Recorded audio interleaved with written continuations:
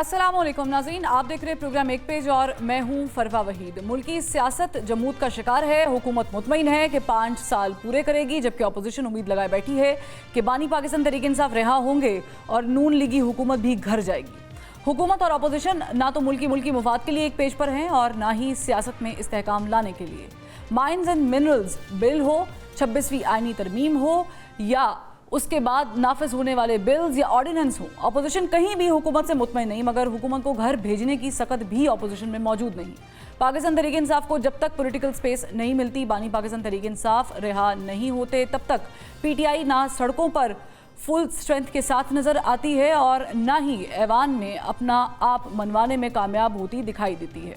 अब बानी की रिहाई के लिए पाकिस्तान तहरीक इंसाफ क़यादत हुकूमत से बात करने की बजाय इस्टेब्लिशमेंट से डील करने को तरजीह दे रही है, जबकि इस्टेब्लिशमेंट बातचीत में इंटरेस्ट रखने की बजाय सियासी क़ुव्वतों को आपस में बैठकर मुज़ाकरात करने का कह रही है। मगर सियासी क़ुव्वतों की अना, ज़िद और हटदर्मी इतनी बुलंद और मजबूत है कि सियासी अदम इस्तेहकाम के खात्मे के लिए टेबल टॉक की खातिर इकट्ठे बैठने के लिए तैयार ही नहीं। ना हुकूमत लचक दिखाने का कोई इंतज़ाम कर रही है और ना ही तहरीक इंसाफ गैर मशरूत बातचीत के लिए तैयार नज़र आती है। मगर बातचीत के बगैर हुकूमत और अपोजिशन का ना तो गुजारा है और ना ही कोई चारा है, क्योंकि अपोजिशन जमातें अगर सड़कों पर आ गई तो हुकूमत को बातचीत करना पड़ जाएगी और अगर बेहतरीन स्ट्रीट पावर का मुजाहरा कर दिया गया तो हुकूमत को शायद अपोजिशन के मुतालिबात भी मानना पड़ सकते हैं। मगर एहतजाज करने और सड़कों पर आने के लिए अपोजिशन अलायंस बनता अभी तक फ़िलहाल तक तो दिखाई नहीं देता। इसकी वजह सभी जमातों के मुफादात हैं, लिहाजा हुकूमत इस वक्त रिलैक्स है कि ना नौमन तेल होगा और ना ही राधा नाचेगी। मगर इस अपने अपने मुफाद के चक्कर में सियासी अदम इस्तेहकाम तवील होता जा रहा है और मईशत की बुद्धि की राह में रुकावट भी बन रही है। अब इस सियासी डेडलॉक का खात्मा कैसे मुमकिन हो पाएगा और बातचीत का आगाज़ होगा भी कि नहीं और किससे होगा, ये बहुत एक अहम सवाल है। इस पर हमने दावत दी है, पैनल इंट्रोड्यूस करवा देती हूँ। मैं ज्वाइन किया है पाकिस्तान तहरीक इंसाफ के रहनुमा अहमद अवैस साहब ने, सीनियर जर्नलिस्ट एनालिस्ट हमारे सीनियर हैं हफीजुल्लाह नियाज़ी साहब हमें ज्वाइन कर चुके हैं और मेरे बड़े अच्छे colleague senior journalist analyst Adil Shahzeb साहब भी हमारे साथ मौजूद है। तीनों का बहुत शुक्रिया। हफीजुल्लाह नियाज़ी साहब, मैं आपसे ये पूछना चाह रही हूँ क्योंकि ज़ाहिर है कि हम ये डेडलॉक, सियासत, बातचीत, ये सब पे डिस्कशन करेंगे, लेकिन आज एक थोड़ी सी पेशरफ्त हुई है, वो ये हुई है कि जो कॉन्स्टिट्यूशनल बेंच है उसमें मज़ीद 2 लोगों का इजाफा कर दिया गया है, जस्टिस अली बाकर नसफी साहब का और जस्टिस अकील अब्बासी साहब का। इससे पहले हमने देखा कि मार्च के महीने में भी 5 नामों का इजाफा किया गया था। इसकी ज़रूरत थी?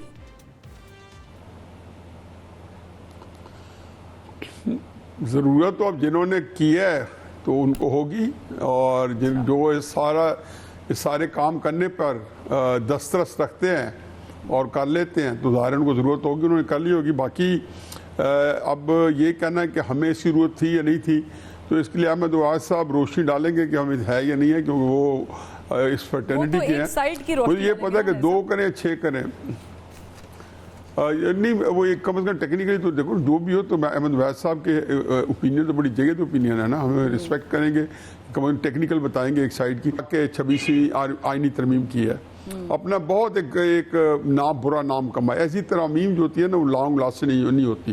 दूसरा ये है कि वो बिल्कुल ख़ास स्पेसिफिक नज़र आती है कि जैसे ख़ास किस्म के जो है कॉन्स्टिट्यूशनल फैसले, हर चीज़ को कॉन्स्टिट्यूशनल फैसले करके फिर ख़ास किस्म के फैसले लिए जाएँ।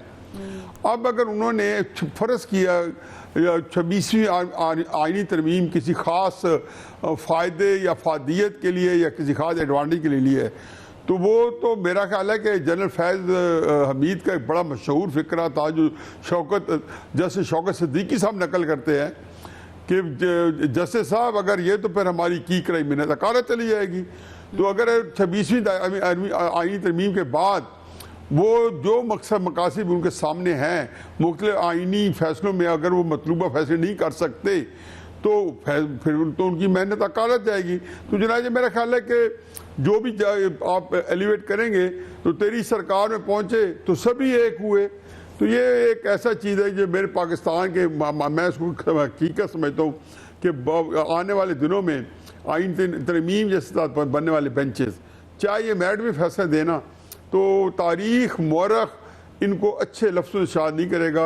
ये वो जस्टिस मुनीर के ही उसकी उसी कैटेगरी में ये पाए जाएंगे। एग्जैक्टली आपने इस पे बड़ी तफसील से रोशनी डाली है, क्योंकि ज़ाहिर है कि ये कॉन्स्टिट्यूशनल बेंच का मसला है, और ये सिर्फ कॉन्स्टिट्यूशनल बेंच का मसला नहीं है मतलब ऐसा, ये तो ज़ाहिर है कि आईने पाकिस्तान का मसला है। और इस पे वो फैसल वाउडा साहब अक्सर ही कह चुके हैं कि 26वीं हुई है तो ज़रूरत पड़ी 27वीं भी होगी और तरमीम और फिर 28वीं भी होगी। लेकिन ये जो अभी इजाफा हुआ है, क्योंकि हमने देखा कि कॉन्स्टिट्यूशनल बेंच ने that they clear out military courts to rule, और जरूरत पड़ी तो मार्शल भी लगा लेंगे, सर लगा सकते हैं। ऐसा अल्लाह ना करे, अल्लाह माफ़ करे। मैंने कहा जरूरत पड़ी तो मैं लोगों में दे रहा हूं, मार्शल भी लगा देंगे और लगा सकते हैं, लगा सकते हैं, बिल्कुल लगा सकते हैं, लेकिन वो इनडायरेक्टली कुछ हुआ नहीं हुआ नाज़ी साहब। अच्छा खैर जरूरत पड़ी तो ठीक है, ठीक है। इंटरनेशनली हालात इतने बदल गए हैं कि अब मसल नहीं रहे मसला लगाने वाले। हाँ, लेकिन जो निज़ाम अभी बचा कुचा है अहमद अवैस भाईजान, कभी हमें आप अंडर एस्टिमेट ना करें अहमद अवैस साहब। लेकिन ये आप समझते हैं कि मिलिट्री कोर्ट्स में ट्रायल और ये सब कुछ इससे बड़ा काम निकलवाना है अभी इस बेंच से? बिस्मिल्लाहिर्रहमानिर्रहीम। देखिए बात ये है कि अभी जिस तरह के आईनी बेंच की बात की है तो मैं थोड़ी सी उस पर भी बात करूंगा, फिर मिलिट्री कोर्ट की भी बात कर लेते हैं। देखिए किसी मतमा नज़र जो है ना वो पाकिस्तान की सालमियत और उसका बका है, और आइन का अगर आप हुलिया बिगाड़ के और वो उसको पर्सन स्पेसिफिक बना देंगे, पर्सन स्पेसिफिक यहाँ पे होगा कि इस हुकूमत तक ये आइन की ये तरमीम जो है वो फैसिलिटेट कर रही है। ये पाकिस्तान के अवाम की खिदमत नहीं हो रही है, ना उनकी अच्छाई के लिए कुछ हो रहा है इसके अंदर। अगर उनकी अच्छाई के लिए कुछ हो रहा होता तो 12 करोड़ से ज्यादा लोग जो बिलो पॉवर्टी लाइन जिंदगी गुजार रहे हैं उनके लिए भी कुछ सोचा जाता, वो किसी ने नहीं सोचा उसका। मैं अर्ज ये करना चाह रहा हूँ कि देखिए अगर कॉन्स्टिट्यूशन बेंच बना लिया आपने तो आपको पता है कि ये तो बहुत सीनियर मोस्ट जजेस जो जो जो एक लंबा अरसा उनका जब जुडिशरी के तजर्बात से गुजर के और फैसले और हर किस्म के हालात और हर किस्म की पिटिशंस से और वाकयात से गुजर के जब वो आते हैं और वो इतने सीजन हो जाते हैं कि वो अंडरस्टैंड करने लगते हैं कॉन्स्टिट्यूशन प्रोविजंस की कि क्या किससे क्या इफेक्ट होगा और उसका क्या रिएक्शन होगा। यहाँ पे आप तमाम जो नए जज को जिसको आप ओथ देते हैं और उसको फौरन कह देते हैं कि कॉन्स्टिट्यूशन कोर्ट में जाके बैठा दें, तो इसका मतलब ये है कि आपने ये पहले एक अरेंजमेंट करके और एक कॉन्स्टिट्यूशन बेंच में जजेस को लेकर आ रहे हैं, और ये इसका मतलब ये है कि जुडिशरी को जो जिस अंदाज में कमीशन से के जरिए उनकी अपॉइंटमेंट होती है और उनकी एलिवेशन होती है, तो ये direct under the thumb of the government उनको रखा गया जुडिशरी को, और ये इंतहाई कदम है कि जिससे आप पाकिस्तान के अंदर रूल ऑफ लॉ को हमेशा के लिए दफन कर रहे हैं और यहाँ पर रूल ऑफ अथॉरिटी के साथ साथ अब नेकेड डेस्पोटिज्म का रूल लेकर आ रहे हैं। और ये एक मैसेज है, ये जब डेस्पोटिज्म का मैसेज जो है ना, ये टिकलिंग डाउन इफेक्ट क्या होगा कि मैन एट स्ट्रीट जो है वो भी यही मैसेज लेगा कि जिसके हाथ में ताकत है वो ताकत का कानून ही इस्तेमाल करे, कोई जरूरत नहीं है रूल ऑफ लॉ की। और ये पूरे मुल्क को एक कैओटिक सिचुएशन की तरफ धकेल के ले जा रहा है बड़ी तेजी के साथ, और सोसाइटी जो है वो उसके ऊपर एक बड़ा एडवर्स इफेक्ट आएगा। जब जुडिशियल होल्ड जो है, जब कानून की बालादस्ती का निज़ाम जो है वो सोसाइटी में एनफोर्स नहीं हो सकता, तो society is become free for all. ज़ाहिर है निज़ाम अदल अगर आपको नज़र आ नहीं रहा है, और फिर हमने देखा कि ये दैट्स अ वर्स्ट फॉर्म। मुझे एक ब्रेक का कहा जा रहा है, एक ब्रेक लेते हैं, ब्रेक से जब वापस आएंगे तो जो हमारा पैनल मौजूद है उनसे मज़ीद सवालात करेंगे। ब्रेक के बाद खुशामदीद नाजरीन, हफीजुल्लाह नियाज़ी साहब मौजूद हैं, आदिल शाहज़ेब साहब मौजूद हैं।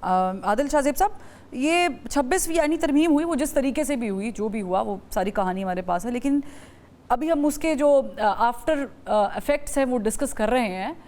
But keeping that in mind कि फैसल वाउडा साहब ये बबांगे दोहल कहते हैं कि ज़रूरत पड़ी तो 27वीं भी करेंगे, 28वीं भी करेंगे, तो इसका मतलब है कि रेडी हैं कि अगर किसी भी हद तक जाना पड़े तो हम जाएंगे। देखिए, फैसल वाडर साहब के पास जहाँ से मालूमात आती हैं तो ज़ाहिर बात है, अगर वो कह रहे हैं तो उसने उन्हें कुछ ना कुछ तो इंटीमेशन होगी।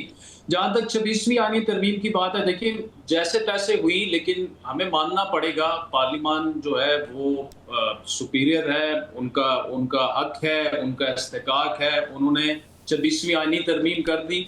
अब उसके प्रॉन्स एंड कॉन्स हैं, उसमें दो अप्रोचेस हैं। कुछ लीगल फ्रेटर्निटी के बड़े अच्छे लोग, अहमद उवैस साहब भी उनमें शामिल हैं, कि सुप्रीम कोर्ट जो है वो तकरीबन टूथलेस हो गई है। लेकिन एक और भी बड़ा स्ट्रांग ओपिनियन मौजूद है कि कम से कम 26वीं आईनी तरमीम के बाद और कॉन्स्टिट्यूशनल कोर्ट्स के बनने के बाद से जो बेंच फिक्सिंग होती थी और जो केसेस लगते थे कि जिसमें जैसी बेंच बनता था आपको केस का आउटकम पता लग जाता था। दुनिया में कौन सी जुडिशरी में ऐसा होता है? तो कम से कम उस चीज का रास्ता जो है वो भी रुक गया है। देखिए, हमारा इशू ये है कि जो भी सियासी जमात, इससे पहले चाहे 3.5 साल तहरीक इंसाफ की गवर्नमेंट थी या उससे पहले जिसकी भी गवर्नमेंट थी, सबकी एक कोशिश ये होती है कि एक एब्सोल्यूट पावर उनके पास हो, आमराना तर्ज हुकूमत है।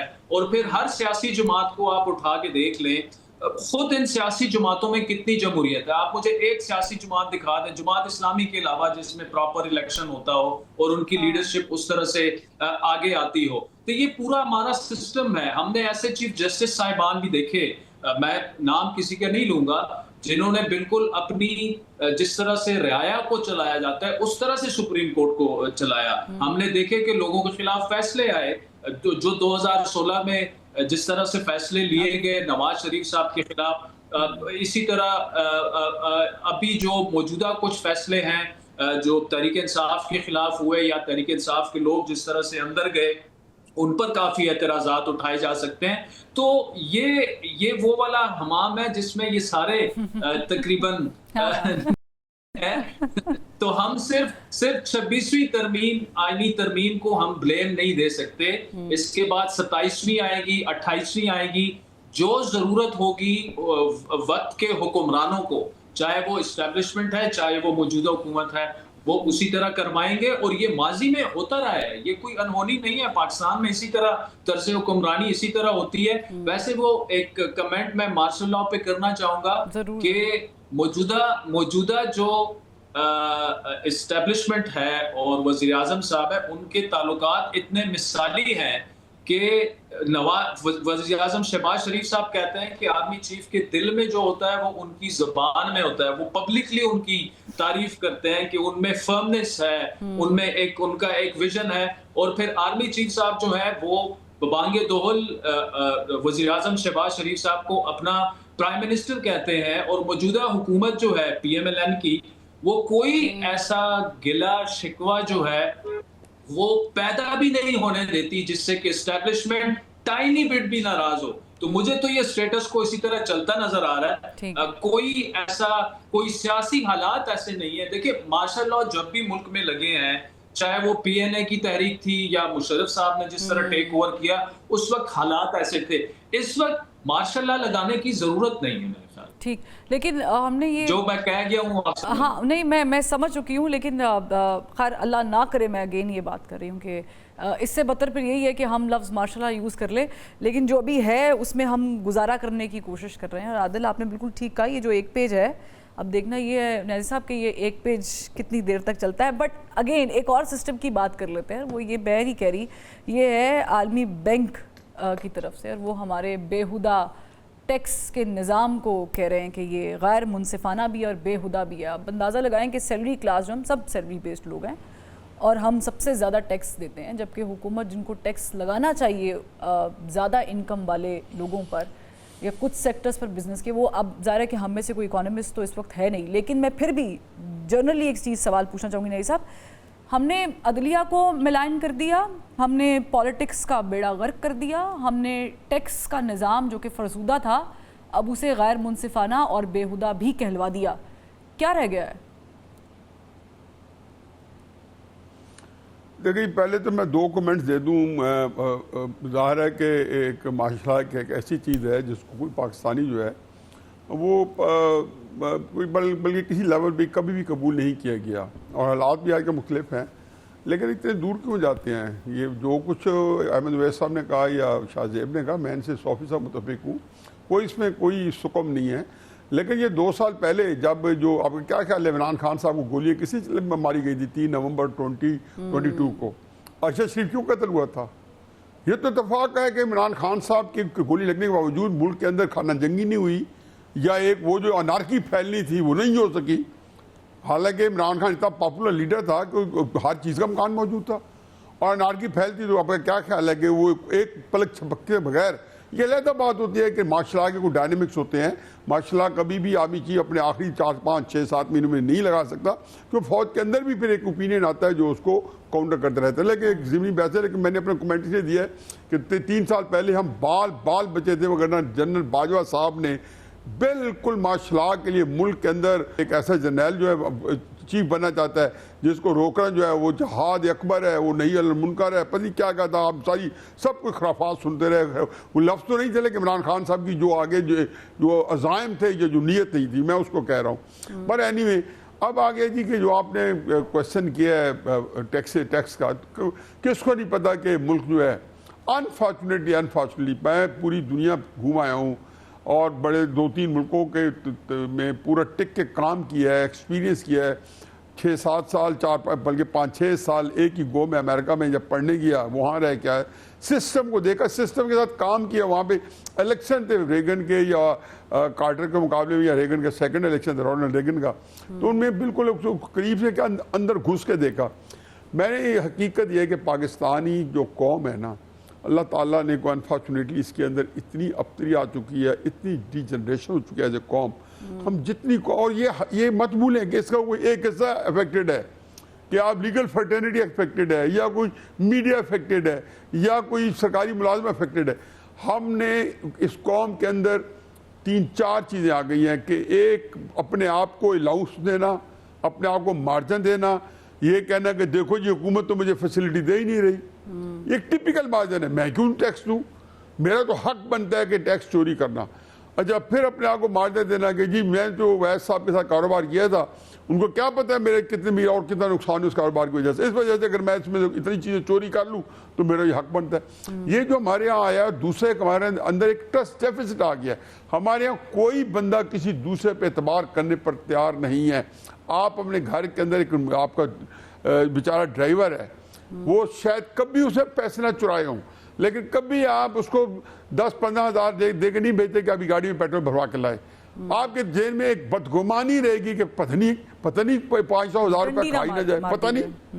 ये वो ट्रस्ट कि आपका बहन भाइयों में आ गए, तो ये एक हम अजीबो गरीब फेस गुजरे। मैं तो बहुत फिक्रमंद हूँ कि जो मेरे सोशली और मॉरली जिस तरीके से हम बैंकक्रप्ट हुए हैं, या हमारी एक बिल्कुल एक हमारा बाजा बच चुका है, ये कोई मामूली वाक़या नहीं है। कौमों के अंदर जब ऐसी चीज़ें आती हैं तो फिर बहुत नताइज भी, खमियाजा भी, कुरान भी ये कहता है और हर मुल्क में कहता है। ये तो हो नहीं सकता कि आप इतनी सारी बुराइयों के साथ आप टैक्स भी ना दें, चीट भी करें। ये कैसा मुल्क है कि जिसका टैक्स देने वाला है नहीं, दुकान वालों को टैक्स लगाते हैं। कैसा मुल्क, पूरी दुनिया के अंदर हम घूमे हैं, 6 बजे दुकानें बंद हो जाती हैं। जिनके पास मेरा ख्याल है कि बिजली जो है वो एक दिन में 3 दफ़ा इस्तेमाल करें तो भी वो दिन ना ख़त्म हो, हर चीज़ वसाइल है। मजाल ये कहते नहीं हम 10 बजे तक करेंगे। तो एक मुल्क जो है अजीब व गरीब क्योस के अंदर है। मैं तो इसको अनार्की कहता हूँ। अब मैं नहीं आगे नहीं बोलना चाहता हूँ कि मायूसी ना पहले, लेकिन एज ए कॉम एक अरसे से जो डिजनरेशन आ रही है, हर चीज डिजनरेट हो चुकी है अनफॉर्चुनेटली। लेकिन अफसोस इस बात का कि कौमें गिरती हैं। अब आदिल, हम इसकी बड़ी एक अहम मिसाल है कि साउथ कोरिया में जब 1997 टू 1998 एक बहुत ही ज़्यादा फाइनेंशियल स्ट्रेन और एक बहुत ही बुरे हालात के सारी कंपनीज शट डाउन हो रही थी, बंद हो रही थी, IMF की तरफ जाना पड़ गया। लेकिन एक कौमी हैसियत के तौर पे वो पूरी कौम उठी और फिर हमने उनका बूम देखा और वो आज तक कंटिन्यू चल रहा है। पर प्रॉब्लम ये है कि हमारे यहाँ पे क्योंकि पॉलिसी नहीं होती। On the other hand, take this question as well कि हमें तो ये बताया जा रहा था कि वज़ीर आज़म साहब कहते थे कि जब भी कभी ग्लोबली कोई चेंज आएगा और चीज़ों में कमी आएगी, पेट्रोल की कीमत नीचे जाएगी, मैं उसको नीचे तक पहुँचाऊँगा, फैसिलिटेट करूँगा। ऐसा हुआ क्यों नहीं? देखिए, एक तो थोड़ा सा मैं आपको बता दूं कि ये जो टैक्स वाला मामला है, सवाल की तरफ मैं आऊँगा। इशू हमारा जो है वो है करप्शन बहुत बड़ा, और उसी नारे की वजह से कौम जाके एक ऐसे शख्स के पीछे खड़ी हुई जिसका नाम था इमरान खान। फिर 3.5 सालों में न्याजी साहब को हमसे ज्यादा पता है कि पंजाब में क्या कुछ नहीं हुआ, केपी में कितनी मतलब कोई करप्शन डबल होगी ट्रिपल होगी, खत्म वो नहीं हुई। मौजूदा निजाम भी तकरीबन उसी तरह चल रहा है। और टैक्स जो है वो मैं और आप और न्याजी साहब और अहमद उवैस साहब तो हमारी तो तनख्वाहों से चले कट जाते हैं, और अगर इससे पाकिस्तान चल रहा है तो और बेहतरी की तरफ जाता है तो बिल्कुल हम मजीद भी देने के लिए तैयार हैं। लेकिन इशू क्या है कि आपके टैक्स के सिस्टम में इतने लूप होल्स हैं कि अगर मैं एक इंडस्ट्रियलिस्ट हूँ, अगर मैं एक इंडस्ट्रियलिस्ट हूँ और मैं अरबों रुपए कमा रहा हूँ, मैं सिर्फ अपने जो ऐसे टैक्स लॉयर्स बैठे हुए हैं जिनको सिर्फ मैं अगर 5 लाख दूं तो वो मेरे 1 अरब रुपए बचा देगा टैक्स में। इतने लूप होल्स हैं, मतलब जो मुझ पे टैक्स ड्यू है, अगर मैं चाहूं तो मैं उसके 100 तरीके लोग मुझे बता देंगे। तो जब तक ये सिस्टम ठीक नहीं होगा, ये निज़ाम ठीक नहीं होगा, आप सिर्फ तनख्वाहदार तबके से टैक्स लेकर, अभी भी देखिए रेवेन्यू का शॉर्टफॉल है ना, ये शॉर्टफॉल आप कहां से पूरे करेंगे? और इसी में आपके क्वेश्चन का जवाब भी है कि वज़ीर आज़म साहब ने ऐलान तो कर दिया था, लेकिन इस वक्त जो इकोनॉमी की हमारी सिचुएशन है, जो कि पहले वेंटिलेटर पे थी, कम से कम अब वेंटिलेटर से उतर आई है। अभी भी अपवर्ड जर्नी है, अभी भी ग्रोथ आपकी 1.5% है। महंगाई ठीक है थोड़ी सी कम हुई है, लेकिन स्टेट बैंक के गवर्नर ने ये प्रोजेक्ट किया कि महंगाई थोड़ी सी और मजीद ऊपर जाएगी। तो ये पेट्रोलियम लेवी जो है, जो आपका शॉर्टफॉल है रेवेन्यू का टैक्स में, अगर वो आप मीट नहीं करेंगे तो IMF की अगली किस्त आपको नहीं मिलेगी। और वो सिर्फ तनख्वाहदार तबके से टैक्स वसूल करके आप उस शॉर्टफॉल को खत्म नहीं कर सकते। अभी तो इन्होंने ये कहा कि जी बलूचिस्तान की एक शाहरा बन रही है, तो उसके लिए जो है हम ये रिलीफ फिलहाल पोस्टपोन करते हैं और ये पैसे वहां पर लगेंगे। अच्छी बात है, बलूचिस्तान के जो हालात हैं, अगर एक शाहरा से वो लोग खुश हो सकते हैं तो उन्हें मजीद शाहराएं भी वहां पर बननी चाहिए। लेकिन मेरा अपना ख्याल ये है, जो थोड़ी बहुत इकोनॉमी जो हम समझते हैं कि इस वक्त जो टैक्स रिलीफ है या इसके अलावा आपकी पेट्रोलियम लेवी में इजाफा करना जो है वो मजबूरी है। उसके अलावा आप IMF के साथ आगे नहीं बढ़ सकते। उसके अलावा आपका शॉर्टफॉल जो है वो ना खत्म हो सकता है ना कम हो सकता है। और साथ में जो आपने बिजली के यूनिट में रिलीफ तो दे दिया, मेरे ख्याल में 7-7.5 रुपए जो फी यूनिट रिलीफ दिया है, उसकी अगर तारीफ ना की जाए मौजूदा हालात में तो मेरे ख्याल में वो थोड़ी सी ज्यादा होगी। जहां पर तनकीद है तो वहां पर तनकीद भी करनी चाहिए। लेकिन जब तक ये शॉर्टफॉल रेवेन्यू का खत्म नहीं होगा, पेट्रोलियम प्राइसेस नीचे लाना, उस पर IMF को मनवाना, ये हुकूमत के लिए अगर नामुमकिन नहीं तो बहुत ही मुश्किल हो। ठीक, लेकिन इसके साथ जब वज़ीर आज़म भी कहते हैं कि हम इसके पैसे, जैसे कि आपने बताया, बनेंगे बलूचिस्तान पे लगाएंगे, तो फिर उस पर उमर अयूब साहब कहते हैं कि इससे क्या ही फ़र्क पड़ जाएगा। और फिर ज़ाहिर है कि ये लॉन्ग रन के लिए तो नहीं है। आपने अगर बलूचिस्तान का इस तरीके से सदेबाब करना, हल निकालना है, फैसिलिटेट करना है, तो उसके लिए फिर आपको जामे वाज़े प्लान चाहिए है। एक ब्रेक लेते फिर वापस आते हैं। Welcome back. ब्रेक के बाद हमें ज्वाइन किया है आमिर खाकवानी साहब ने, और अहमद उवैस साहब को हम शुक्रिया अदा करते हैं। आमिर खाकवानी साहब, हम डिस्कस कर रहे थे कि ये जो फरसूदा निज़ाम है टैक्स का, और फिर इसमें आवाम को फैसिलिटेट करना है, तमाम मेहमानों ने बड़ी डिटेल में इस पर रोशनी डाली, बट थोड़ा सा इसे पॉलिटिकल साइड पर डिस्कस करते हैं। हम चले फाइनेंशियली उस पोजीशन पर नहीं है, पाकिस्तान अभी पहुंचा नहीं है, हम आहिस्ता आहिस्ता उभरने की कोशिश कर रहे हैं, लेकिन इसमें हमारी सियासत आड़े आ जाती है। और उसमें एक बड़ी जमात, जिसे हम पाकिस्तान तहरीक इंसाफ कहते हैं, जो अपोजिशन में है, वो अलायंस बनाने की कोशिश कर रही है। आप समझते हैं कि इतनी प्रॉब्लम्स में घिरी हुई हुकूमत को पाकिस्तान तहरीक इंसाफ के साथ डायलॉग्स की राह पे जाना चाहिए ताकि थोड़ा सा रिलीफ मिले? नहीं, हुकूमत को बिल्कुल डायलॉग्स की राह पे जाना चाहिए, बल्कि डायलॉग्स क्या करना है, इनको हुकूमत को चाहिए कि अपोजिशन को, मतलब अपोजिशन मीन तहरीक इंसाफ ही है, फैसिलिटेट करे, कुछ सहूलत दे। उनका जो उन्होंने जीना हराम किया हुआ है, लीडरों को जेलों में डाला हुआ है, और हर जगह सख्ती, यानी पूरे पाकिस्तान में कोई भी जमात कोई जलसा निकाल सकती है, रैली निकाल सकती है, कुछ भी निकाल सकती है, सिवाय तहरीक इंसाफ के। कहीं कम से कम पंजाब में तो वो सवाल ही पैदा नहीं होता, कुछ मामूली सी एक्टिविटी भी कर ले। पंजाब में तो ये हाल है कि गजा के लिए फलस्तीन के लिए झंडे भी निकाल के भी नहीं बाहर जा सकते। तो चीजें उनके लिए नहीं सर, सांस निकालें, बिल्कुल रोका हुआ है, कराची में गला इतना बिल्कुल बड़ा रोका हुआ है। ऐसे ना कहें खाकवानी साहब, वो अलग आप ये कह ऐसे ना सकते थे कहें।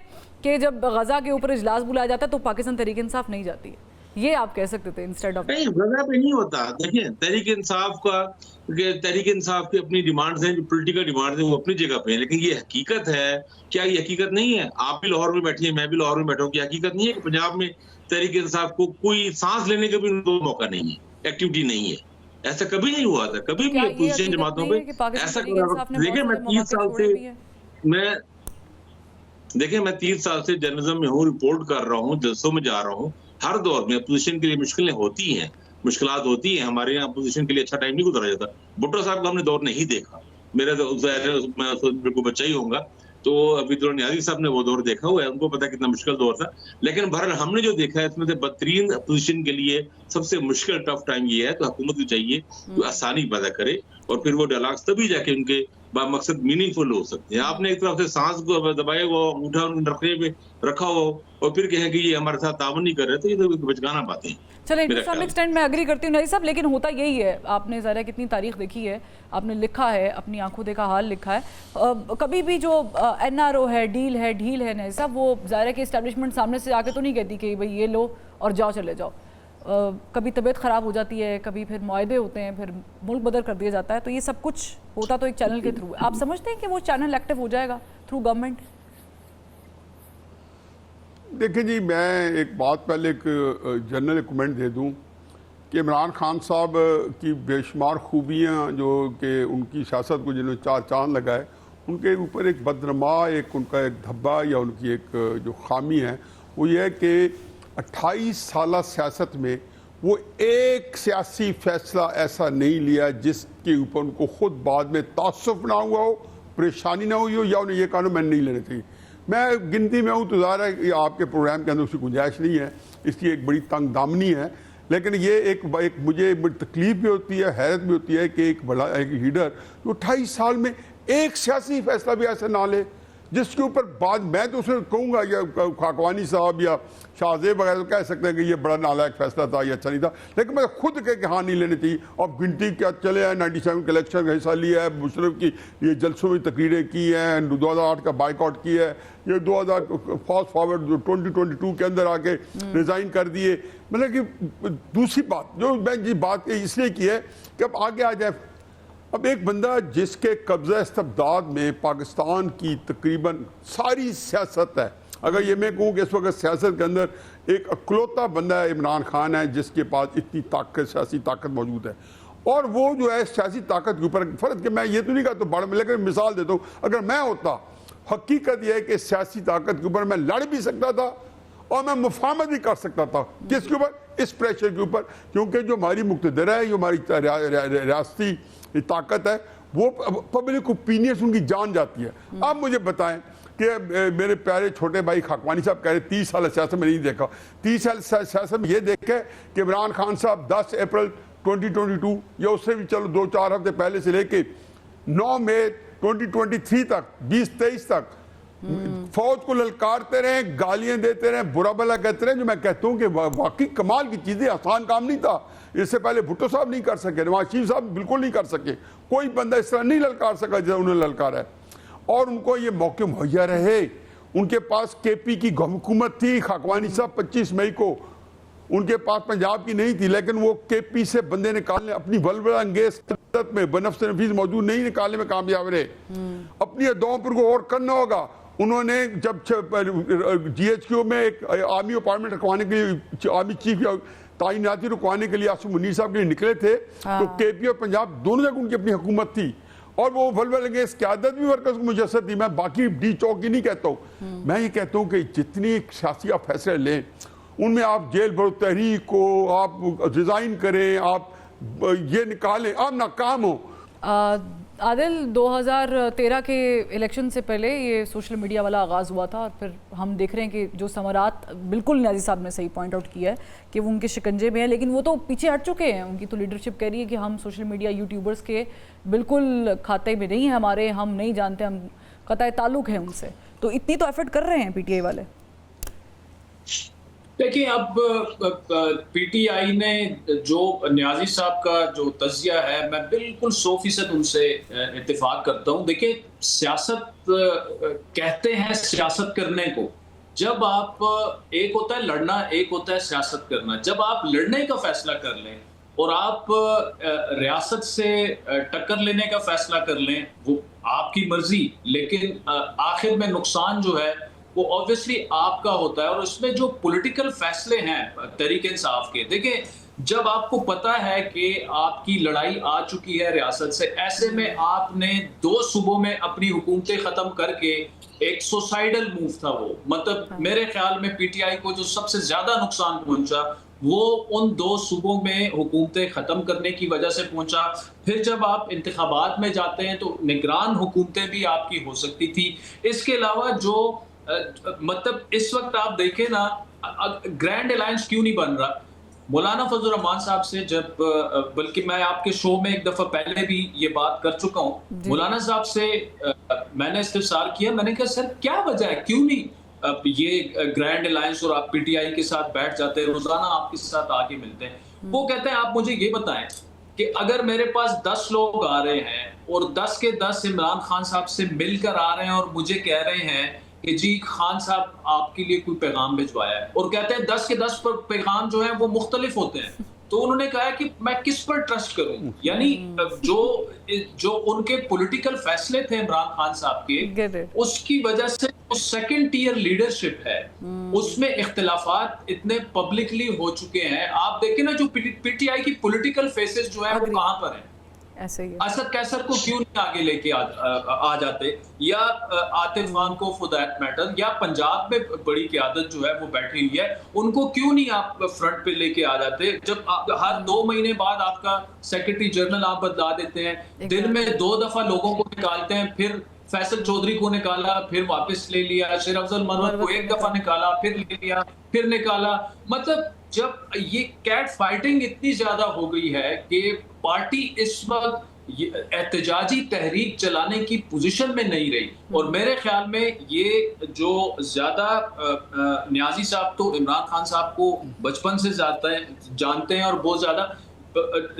इमरान खान साहब एक पॉपुलर लीडर हैं, वो एक सेलिब्रिटी हैं, इस वक्त भी वो पॉपुलर हैं, लेकिन जब पॉलिटिकल इंटेलेक्ट की बात आती है तो उनसे ऐसे ऐसे फैसले हुए जिसकी वजह से उनकी जमात यहाँ खड़ी है कि वो इस वक्त उठने के काबिल नहीं है। 26 नवंबर के बाद पीटीआई ने अपने साथ जो कुछ किया है, इस वक्त उनका कारकुन किसी एक लीडर पर एतमाद के लिए नहीं तैयार कि मैं किसके पीछे चलूं, वो जलसे में आने के लिए नहीं तैयार, एहतजाजी तहरीक चलाने के लिए नहीं तैयार। ये तो किसी और ने उनके साथ नहीं किया, उनके अपने फैसलों से सेल्फ इन्फ्लिक्टेड इंजरीज उनकी इतनी ज्यादा हैं कि उनको बाहर से किसी दुश्मन की जरूरत ही नहीं है। हुकूमत को इस वक्त नून लीग को पीटीआई के साथ कुछ करने की जरूरत ही नहीं है, वो अपने आपके साथ जो है वो कर रहे हैं। देखिए ना, सलमान अकरम राजा साहब, उनकी एक स्टेटमेंट,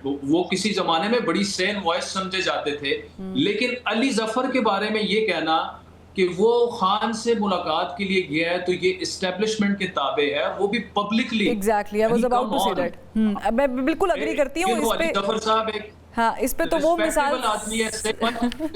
आप देखिए किसी की लॉयल्टी कैसे चैलेंज कर सकते हैं। एग्जैक्टली, और ये राजा साहब को इसी के ऊपर आदिल, चूंकि वक्त की कमी, आपने बिल्कुल परफेक्टली उसको पिन पॉइंट किया है। खाकवानी साहब, घर का भेदी लंका ढाए, मैं तो यही कहूँ। देखिए मैं ये अर्ज करना चाहता हूँ, बात ये है कि हम लोग बड़ी ही आसानी के साथ और बहुत ही यानी कहना चाहिए कि इत्मीनान से खुल के कह देते हैं कि इमरान खान की पॉलिटिक्स बिल्कुल जीरो है। बात ये, सियासत क्या होती है? सियासत इमरान खान की होती है 8 फरवरी का इलेक्शन। सियासतदान का असासा क्या होता है? अवामी सपोर्ट होता है। 8 फरवरी के इलेक्शन में कोई भी शख्स इस प्रोग्राम में शामिल कोई शख्स भी, मैं यकीन से कह सकता हूँ, नहीं कह सकता कि इलेक्शन इमरान खान ने नहीं जीता, तहरीक इंसाफ ने नहीं जीता। एक तरह की लैंडस्लाइड विक्ट्री ली थी। पंजाब में मेरी बात सुन ले। बात ये है, बाकियों को भी आपने मौका दिया सुनने की, बात सुन ले। सियासतदान की कामयाबी होती है पब्लिक सपोर्ट। सियासतदान ने अपनी पब्लिक सपोर्ट शो की है। और इतनी बड़ी अवामी सपोर्ट शो की है, कराची में भी, पंजाब में भी, केपी में भी, एक पूरी लहर, इतनी बड़ी तूफानी बड़ी एक ह्यूज लहर पैदा की है। तो ये उसकी सियासत की कामयाबी से बड़ी कामयाबी क्या है? बाकी अगर रियासत खुद अगर किसी पॉलिटिकल पार्टी के पीछे पड़ जाए तो उस पार्टी का जीना ही, मतलब अब मैं छोड़े, अब आप जानते हैं हम ज्यादा बात नहीं कर सकते। एक पॉइंट और रियासत जो है उसकी वजह भी आप सब जानते हैं क्या है। एक पॉइंट इसके पीछे जो मैं एक तो ये बात मैं करना चाह रहा था इलेक्शन की, हाँ असेंबलियों की बात देखिए, पीटीआई को या तहरीक इंसाफ को, किसी भी हामी वकील को, कानूनदान को, किसी रिटायर्ड जजेस को कोई एक्सपेक्ट नहीं कर रहा था कि इतनी बड़ी आयन शिकनी पाकिस्तान में होगी, कि आयन की वाज़ेह तौर पे है कि असेंबली सूबाई असेंबली डिसॉल्व हो रही है तो उसके अंदर इलेक्शन होना है, और सुप्रीम कोर्ट का फैसला भी है। लेकिन अगर सुप्रीम कोर्ट के फैसलों के बावजूद, आयन में दी हुई वाज़ेह चीजों के बावजूद अगर इलेक्शन नहीं सूबाई असेंबली में कराए गए, तो ये माफ कीजिए कि इमरान खान की सियासी गलती नहीं है, ये ब्लंडर पाकिस्तानी कौम का है और स्टेट का है कि जहां पे आयन की धज्जियां उड़ा दी गई हैं। तो ये बात हमें कहने की जरूरत करनी चाहिए ना, हमें अखलाकी जरूरत रखनी चाहिए इस बात की कि अगर सूबाई असेंबलियां तोड़ी तो सूबाई असेंबली के इलेक्शन होने चाहिए थे ना, तो आयन से मामला नहीं तोड़ी। पंजाब असेंबली में एतमाद के वोट लेते हैं जो भी विरोधी दल फिर असेंबली रिजॉल्व करते हैं, जो आयनी तौर पर बिल्कुल ठीक है कि ये रिवायत फिर डाल देनी चाहिए। रवायत क्या, देखिए आयन आपको रवायत देता है ना। अब आप देखिए, मैं ये बताया कि आयन के मुताबिक असेंबली अगर वो पूरी होती मुद्दत तो 60 दिनों में इलेक्शन होना था। 6 दिन पहले असेंबली डिसॉल्व की कौमी असेंबली शहबाज शरीफ साहब ने, सिर्फ 6 दिन पहले, 9 दिन पहले, ताकि 3 महीने की लिमिट मिले। वो आयन ने कोई ये तो नहीं किया, अपनी मर्जी से उन्होंने आयन को मोड़ा ना। तो लेकिन बहरहाल आयन के मुताबिक था। तो आयन को मुताबिक आयन को अगर मजाक बना दिया जाए, कभी ऐसा हुआ पाकिस्तान की तारीख में सुप्रीम कोर्ट के फैसले न माने जाए? आप जानती हैं जनरल ज़ियाउल हक ने, जनरल परवेज मुशर्रफ ने सिर्फ सुप्रीम कोर्ट के फैसलों के डर से पीसीओ नाफिज किया, पीसीओ जैसी बदनामी मोल ली उन्होंने, तो इसलिए कि सुप्रीम कोर्ट का अगर फैसला आ गया तो याद नहीं करते ना खाकवानी साहब। हम पाकिस्तानी तारीख में पहली बार ऐसा हुआ है कि सुप्रीम कोर्ट के फैसलों को नहीं माना गया, ये पहली बार हुआ है पाकिस्तान की तारीख में। तो हम जब सियासी तजदीद करते हैं, ये चीज कैसे नजरअंदाज कर सकते हैं? ये सामने की बात है ना, आप भी इनकी बातों में जायज कर रही थी, आपको भी इस पे गौर करना है। मैं बिल्कुल गौर कर रही हूँ, लेकिन इशू ये है कि अब वो न्याजी साहब ने एक लफ्ज़ इस्तेमाल किया था वेरिएबल। नॉर्मली जब हम अपने क्लासरूम्स में न्यूमेरिकल्स करते थे तो हम ये लफ्ज़ कांस्टेंट और वेरिएबल का इस्तेमाल करते थे, और मुझे लगता है कि वेरिएबल, देखिए वेरिएबल की आड़ लेकर, हाँ देखिए वेरिएबल की आड़ लेकर जमहूरियत को उठा के फेंक दें, आयन को उठा के फेंक दें, ठीक है। लेकिन खाकवानी साहब एक चीज कांस्टेंट है, वो है ये फरसूदा निजाम और ये सर्कल्स, और उसमें वेरिएबल्स चेंज इस तरह हो रहे हैं कि अगर 2018 के इलेक्शन में इमरान खान साहब ना जाते और इमरान खान साहब फैसिलिटेट ना होते और खड़े हो जाते नवाज शरीफ साहब के साथ, तो मेरा ख्याल से आज पॉलिटिकल सिनेरियो टोटली चेंज होता। लेकिन हुआ उसके ऑपोजिट। यही काम हम 2024 के 8 फरवरी के इलेक्शन के बारे में भी कहते हैं कि अगर शहबाज शरीफ साहब ये काम ना करते या फिर जिनका वोट था उनको आने देते तो शायद सिचुएशन, अभी भी टाइम है, लेकिन अब प्रॉब्लम ये है कि हर कोई चाहता है कि हो जाए। अलबत्ता बहुत शुक्रिया आमिर खाकवानी साहब, आदिल शाहजेब साहब और हफीजुल्लाह नाजी साहब, बहुत बहुत शुक्रिया, आप तीनों ने ज्वाइन किया और एक बेहतरीन डिस्कशन जो है हमने पाकिस्तानी करंट सिनेरियो पर, पॉलिटिकल हो या फिर इकॉनमी के लिहाज से हमने डिस्कस किया। इजाज़त दीजिए, अगले हफ्ते फिर मुलाकात करेंगे। अल्लाह हाफ़िज़।